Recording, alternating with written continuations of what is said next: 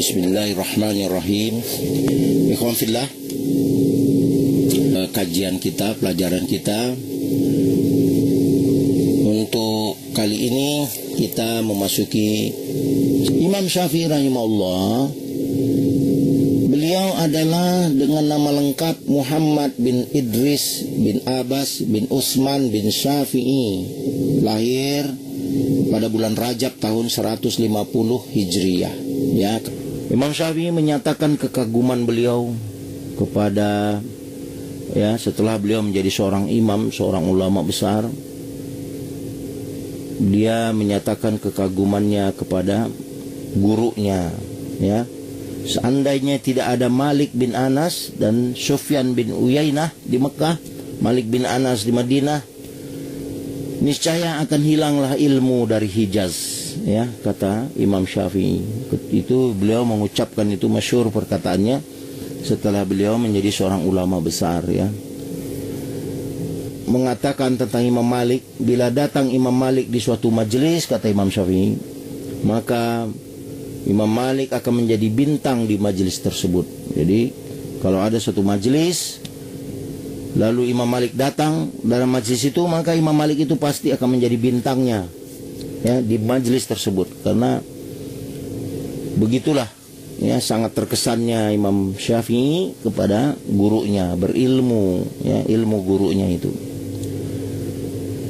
Imam Syafi'i sangat terkesan dengan kitab Al-Muwatta karya Imam Malik, sehingga ia menyatakan tidak ada kitab yang lebih bermanfaat setelah Al-Quran lebih dari kitab Al-Muwatta ini, ya.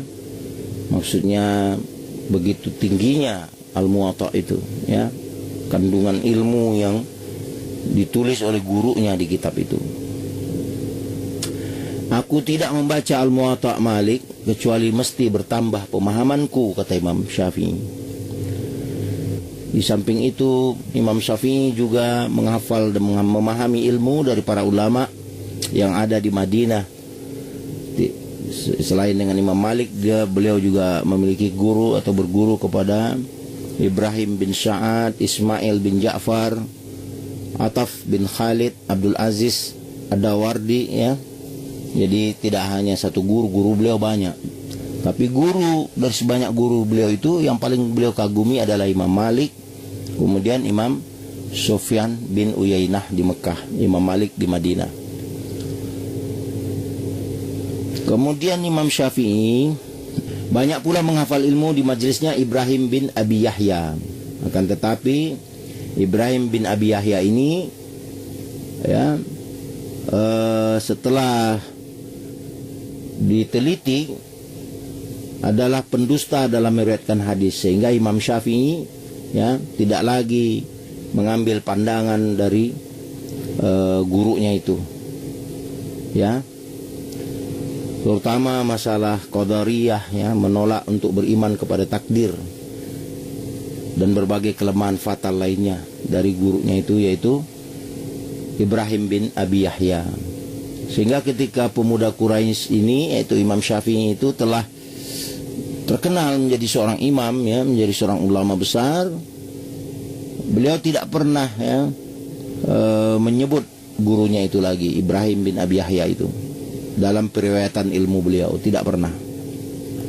Itulah, beliau hati-hati kalau gurunya itu dia lihat ada pemahaman yang fatal pada gurunya itu, ya, apalagi terkait masalah akidah, nah, beliau tidak lagi menyebut ilmu dari gurunya itu, karena memang fatal, ya, masalah takdir. Sedangkan Ahlussunnah wal Jamaah, yaitu mengimani masalah takdir, ya. Di Yaman, Imam Syafi'i pergi ke Yaman juga, ya, bekerja di sana dalam usia waktu masih pemuda beliau. Banyak ulama yang beliau temui di Yaman, ya, dan beliau mengambil ilmu dari ulama-ulama yang beliau temui, ya, belajar, artinya begitulah kecintaannya kepada ilmu, ya, Imam Syafi'i ini. Beliau bertemu dengan Hisam bin Yusuf, ya, Al-Qadi, kemudian Muharrif bin Mazin, ya, ulama-ulama di Yaman. Kemudian beliau pergi lagi ke Baghdad di Irak ya. Beliau belajar ilmu ya, hadis, ilmu riwayat ya kepada Muhammad bin Al-Hasan di Irak. Beliau juga berguru dari Ismail bin Uyainah ya. Kemudian di Irak di Baghdad beliau juga berguru menimba ilmu kepada Abdul Wahab As-Sakafi ya, seorang ulama besar ya. Nama-nama ini masyhur dan nama-nama yang sebelumnya juga masyhur dan ditulis oleh Imam Syafi'i, guru-gurunya itu. Kemudian Imam Syafi'i pergi ke Baghdad, dia menimba ilmu kepada Muhammad bin Hasan ya. Dia datang lagi ke Baghdad itu pada tahun 195 Hijriah. Kedatangan pertamanya tahun 183 Hijriah. Kemudian beliau juga ke Mesir. Ke Mesir beliau Imam Syafi'i bertemu dengan murid Imam Malik yang ada di Mesir, yaitu Muhammad bin Abdullah bin Abdul Hakim ya. Ya, di Baghdad Imam Syafi'i itu menulis mazhab lama beliau, yaitu Qaul Qadim. Beliau pindah ke Mesir itu tahun 200 Hijriah ya. Ya, di situ beliau menulis mazhab baru, yaitu Qaul Jadid ya. Karya-karya Imam Syafi'i yang masyhur diantaranya Al-Um ya, Ar-Risalah. Imam Syafi'i ya, karyanya sangat diakui oleh para alim ulama di berbagai negeri. Sampai hari ini dipelajari di seluruh negara-negara Islam, di universitas ya, perguruan tinggi di berbagai negara, termasuk di negeri kita ya. Al-Um ini berisi mazhab fikih ya. Ya, sehingga disebutlah sebagai mazhab fikihnya Imam Syafi'i. Ya, termuat di Al-Um ini. Imam Syafi'i adalah seorang mujtahid ya, mujtahid yang mutlak, imam fikih, imam hadis ya, ahli usul ya, usuluddin.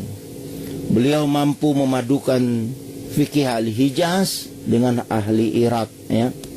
Imam Ahmad berkata tentang Imam Syafi'i, persaksiannya, kata Imam Ahmad, dia adalah orang yang paling faqih dalam Al-Quran dan As-Sunnah. Tak seorang pun yang pernah memegang pena dan tinta ilmu melainkan Allah memberinya ya kepada Syafi'i ya, di lehernya Syafi'i kepada Syafi'i. Artinya karunia ilmu yang diberikan Allah kepada Imam Syafi'i itu sangat luar biasa dan diakui oleh Imam Ahmad. Imam Ahmad bin Hanbal yang disebut-sebut sebagai pemimpin mazhab Hambali ya, ini adalah muridnya Imam Syafi'i ya. Kalau Imam Syafi'i itu adalah muridnya Imam Malik, Ahmad bin Hanbal itu muridnya Imam Syafi'i ya.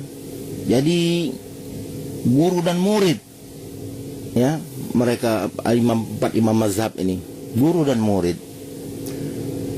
Nah, cukup aneh kalau zaman sekarang ini ada orang yang tidak faham ini siapa, Imam Syafi'i siapa, Hambali, Maliki, Hanafi. Lalu mereka berbantah-bantahan, bermusuh-musuhan, berdebat masalah agama. Ya, nauzubillah min zalik. Agama ini ya akhi bukanlah untuk diperdebatkan. Ya, ikhwan fillah. Salah satu yang tidak disukai oleh ulama termasuk Imam Syafi'i, Imam Abu Hanifah, Imam Malik ya, dan para sahabat Rasulullah, sebagaimana yang Rasulullah ajarkan, nggak suka dengan orang yang berdebat agama. Jangan diperdebatkan agama ini. Kalau seorang berkeyakinan dengan apa yang dia yakini, dia tidak bisa memaksakan keyakinannya itu kepada orang lain.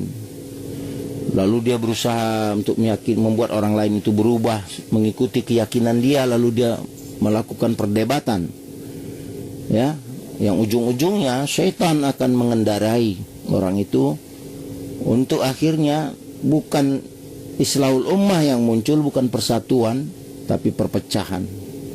Sehingga hindari dan tinggalkanlah orang yang menjadikan agama ini sebagai perdebatan. Itulah nasihat-nasihat ulama-ulama terdahulu yang soleh ya, salafus soleh itu, yakni para imam mazhab, 4 imam mazhab yang saya sampaikan, Abu Hanifah, Imam Malik ya, Imam Syafi'i, Imam Ahmad bin Hanbal.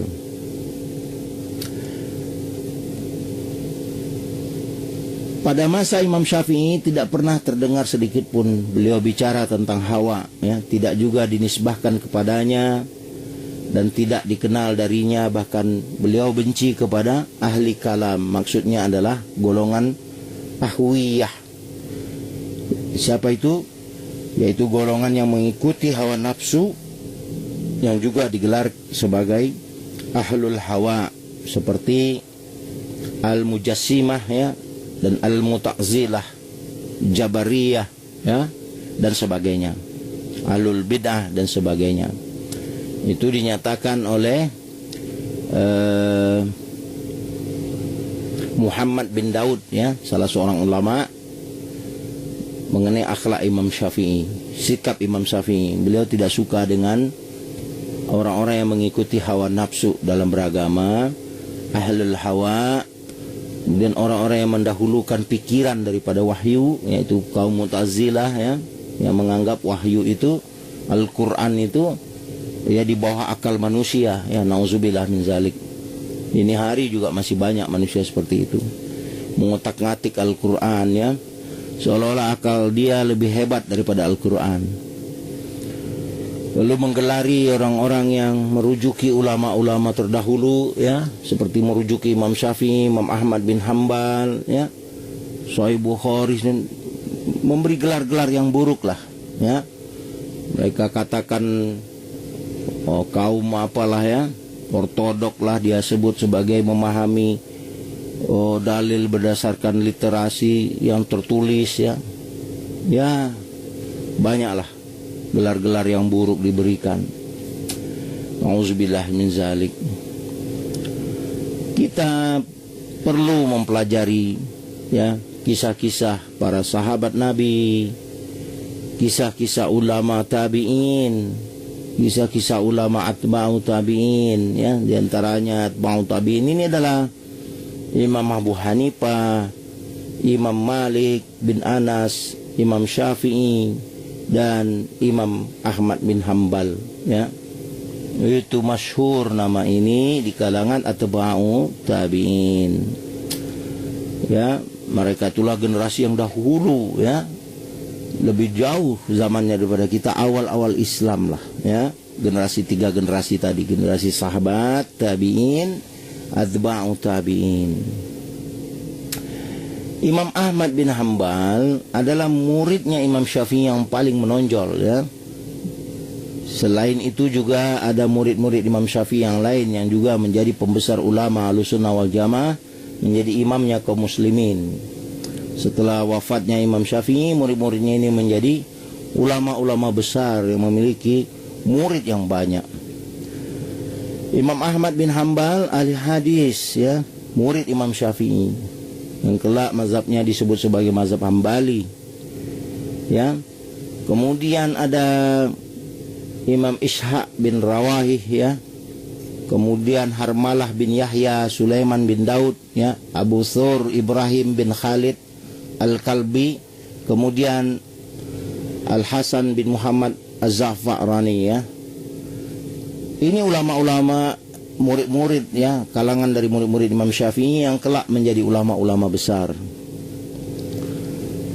Kemudian kitab Imam Syafi'i yang cukup masyhur selain Ar-Risalah ya, ada lagi yang cukup masyhur, yaitu Al-Hujjah ya.